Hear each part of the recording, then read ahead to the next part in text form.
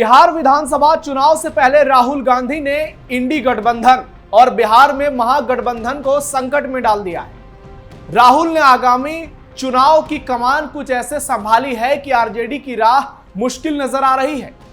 बिहार की सियासत में कांग्रेस के एक फैसले ने माहौल को गरमा दिया है। हलचल तेज है। बाहर से तो सब ठीक दिखाने की कोशिश की जा रही है, लेकिन अंदर खाने मुस्लिम वोट को लेकर बवाल मचा हुआ है। दरअसल कांग्रेस नेता राहुल गांधी 10 अगस्त से 26 तारीख तक बिहार में पदयात्रा करने वाले हैं, जिसमें वो 18 जिलों का दौरा करेंगे। 3 चरणों में यात्रा होगी। बिहार में महागठबंधन की सबसे बड़ी पार्टी आरजेडी है, लेकिन वहां कांग्रेस कुछ ज्यादा ही एक्टिव नजर आ रही है, जरूरत से ज्यादा, ऐसा कई सियासी दिग्गजों का मानना है। हाल के दिनों में प्रदेश कांग्रेस अध्यक्ष राजेश राम की पार्टी नेताओं के साथ इमारते शरिया के मौलानाओं से मुलाकात की। आगामी चुनाव को लेकर कांग्रेस ने सांसद और शायर इमरान प्रतापगढ़ी और कई मुस्लिम नेता को प्रदेश में सक्रिय बना दिया है। वफ और एसआईआर को लेकर भी पार्टी खुद को आरजेडी से आगे दिखाना चाहती है। राहुल की अगुवाई में कांग्रेस बिहार में तेलंगाना, कर्नाटक और केरल वाली मॉडल पर चल रही है। इसलिए सियासी गलियारों में कांग्रेस की इस चाल को उसकी सोची समझी स्ट्रेटेजी के तौर पर देखा जा रहा है और उसके ये कदम संकेत दे रहे हैं कि पार्टी का पूरा फोकस मुस्लिम वोट को अपने पाले में करने की है, जिसकी आबादी बिहार में करीब 18% है। हालांकि कांग्रेस महागठबंधन का हिस्सा है, लेकिन कांग्रेस भविष्य में आने वाले दिनों में महागठबंधन के लिए मुसीबत बन सकती है। नमस्कार, कैपिटल टीवी में आपका स्वागत है और मैं हूं आपके साथ नवेंदु। आज की स्पेशल स्टोरी में आपको बताएंगे कि कैसे कांग्रेस पार्टी आरजेडी के कोर वोट पर कब्जा करने की पूरी प्लानिंग कर रही है और इसकी जिम्मेदारी खुद कांग्रेस के सबसे लोकप्रिय नेता कह सकते हैं आप, कांग्रेस के चेहरे राहुल गांधी ने संभाली है। बिहार में चुनाव, महागठबंधन में तनाव, कांग्रेस के फैसले आरजेडी के लिए मुसीबत, मुस्लिम वोटों पर राहुल की पैनी नजर, मुश्किल में है महागठबंधन की डगर। बिहार में मुस्लिम वोटों को लेकर कांग्रेस की सक्रियता आने वाले चुनाव में आरजेडी के लिए चुनौती बन सकती है। आरजेडी का पारंपरिक वोट बैंक मुस्लिम यादव समीकरण पर टिका हुआ है और मुस्लिम तो खुलकर एक मुश्त आरजेडी को वोट करते हैं। 2015 में महागठबंधन को 80% मुस्लिम वोट मिले थे, तब जेडीयू भी आरजेडी के साथ थी। लेकिन 2020 में यह समीकरण कमजोर हुआ जब ओवैसी की एआईएमआईएम ने सीमांचल में 5 सीटें जीतकर आरजेडी के वोट बैंक में सेंधमारी की। अगर कांग्रेस मुस्लिम वोटों को आकर्षित करने में कामयाब रही तो आरजेडी का वोट आधार कमजोर हो सकता है।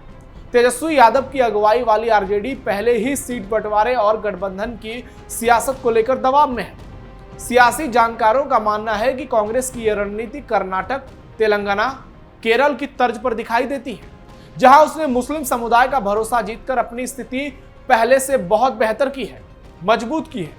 बिहार में अगर ऐसा हुआ तो कांग्रेस न केवल महागठबंधन में सीट शेयरिंग को लेकर ज्यादा बार्गेनिंग की पोजीशन में होगी, बल्कि खुद को मुसलमान वोटों के जरिए आरजेडी के सामने एक चुनौती के तौर पर पेश करेगी, ताकि आरजेडी पर ज्यादा सीट देने का दबाव बन जाए।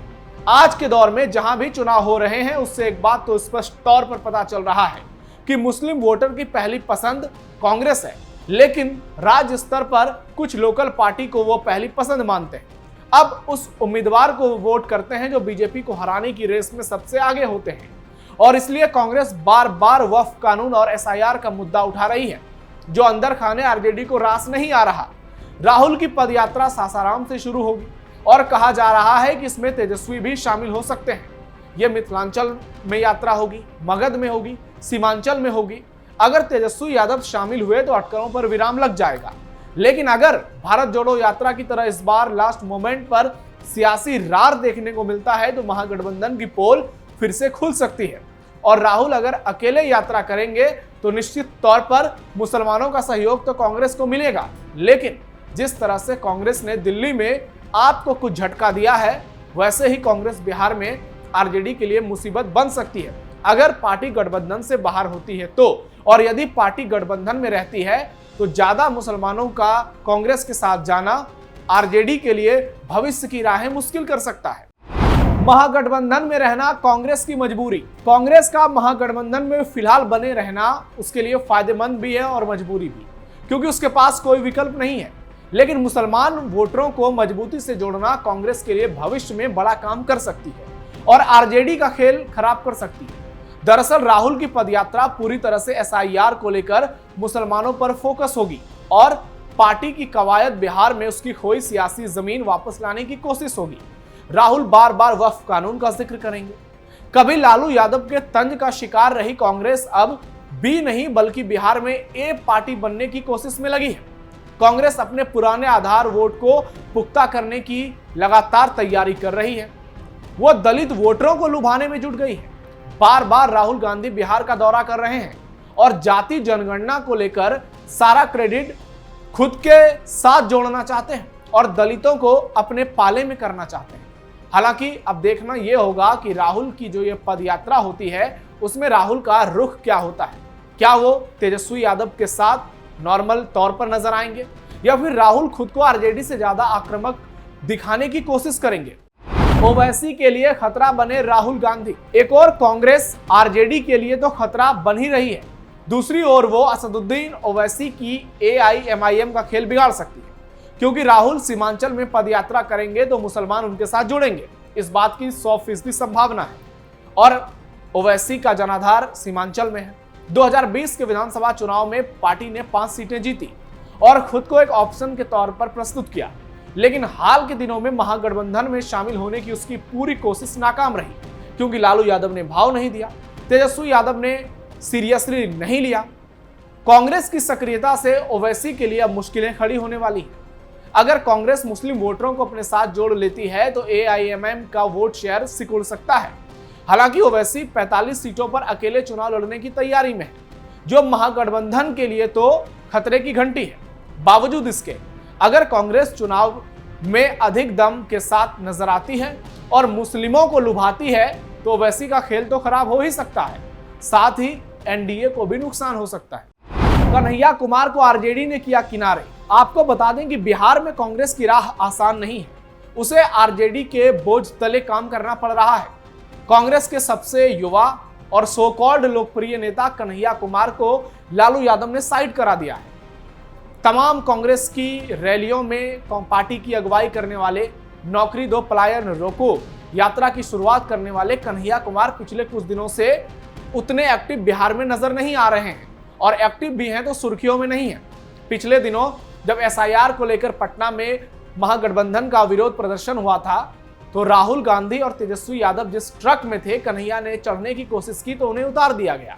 ये बताता है कि आरजेडी जो है वो तय कर चुकी है कि कन्हैया को बिहार में आगे नहीं बढ़ने देना है और अगर आरजेडी कन्हैया को आगे बढ़ने नहीं देगी तो ये कांग्रेस के लिए एक बड़ी चुनौती होगी। ये इस बात को दर्शाती है कि कांग्रेस जो है वो आरजेडी के दबाव में बिहार विधानसभा चुनाव की तैयारियों में लगी हुई है। सीट शेयरिंग में कांग्रेस को क्या मिलेगा? अब सवाल है कि यदि महागठबंधन में सब कुछ ठीक होता है, सीट शेयरिंग शांतिपूर्ण तरीके से हो जाती है तो राहुल के हाथ क्या लगेगा? फिलहाल उनके पास 19 विधायक हैं और सारे विधायक इंटैक्ट हैं। पिछली बार कांग्रेस को 70 सीटें मिली थी, लेकिन कांग्रेस 51 सीटों पर चुनाव हार गई और सिर्फ 19 पर जीती और कहा जाता है कि कांग्रेस के वजह से ही आरजेडी सरकार बनाने से कुछ कदम पीछे रह गई। अगर कांग्रेस 10-15 सीट और जीत लेती तो शायद आज बिहार में महागठबंधन की सरकार होती। ऐसे में अब सब कुछ इस बात पर निर्भर है कि कांग्रेस को बिहार में कितनी सीटें मिलती है। यह बताएगा कि कांग्रेस का ग्राफ क्या है, यह बताएगा कि महागठबंधन में आरजेडी कांग्रेस को किस नजर से देखती है और यह तय करेगा कि आने वाले समय में कांग्रेस की सियासत बिहार में क्या होगी। वैसे प्रशांत किशोर कहते हैं कि कांग्रेस जो है आरजेडी की पिछलग्गू पार्टी है और यह सब कुछ तय होगा जब बिहार में महागठबंधन में सीट बंटवारा होगा और अब राहुल गांधी पद यात्रा के जरिए एक दबाव बनाने की कोशिश कर रहे हैं। चुनाव में महागठबंधन की राह आसान नहीं। एक और महागठबंधन है तो दूसरी ओर चुनाव में एनडीए है। नीतीश कुमार आए दिन बड़े फैसले ले रहे हैं। बिहार में 35% महिला आरक्षण को लागू करना, वृद्धा पेंशन की राशि को 400 से सीधे 1100 कर देना और 125 यूनिट तक फ्री बिजली कर देना। नीतीश कुमार फ्रंट फुट पर बैटिंग कर रहे हैं। सीतामढ़ी में पुनौरा धाम में माता सीता के भव्य मंदिर के लिए 900 करोड़ रुपए की स्वीकृति। मुंगेर के तारापुर में 30 करोड़ रुपए की स्वीकृति भगवान शिव की प्रतिमा के लिए। पीएम मोदी का लगातार बिहार दौरा, नीतीश और पीएम की पॉलिटिकल केमिस्ट्री, ये महागठबंधन के लिए मुश्किल की राह बन गई है। और एसआईआर में 66 लाख नाम बिहार में कट चुके हैं, जिससे महागठबंधन पूरी तरह से बैकफुट पर है।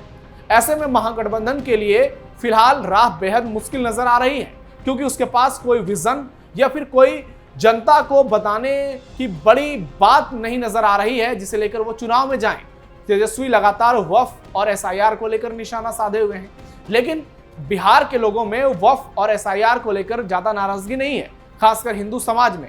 और कहा जाता है कि बिहार में जातियों पर चुनाव होता है, लेकिन बीजेपी और जेडीयू की कोशिश है कि इस बार चुनाव को हिंदू और वर्सेस मुसलमान किया जाए। एसआईआर का मुद्दा हो, वक्फ का मुद्दा हो, राम मंदिर का मुद्दा हो, या फिर किसी और मंदिर का मुद्दा हो, चाहे बात सीता माता मंदिर की हो, तो एनडीए और महागठबंधन के बीच टक्कर जबरदस्त है। लेकिन महागठबंधन के लिए राह जो है वो कठिन है।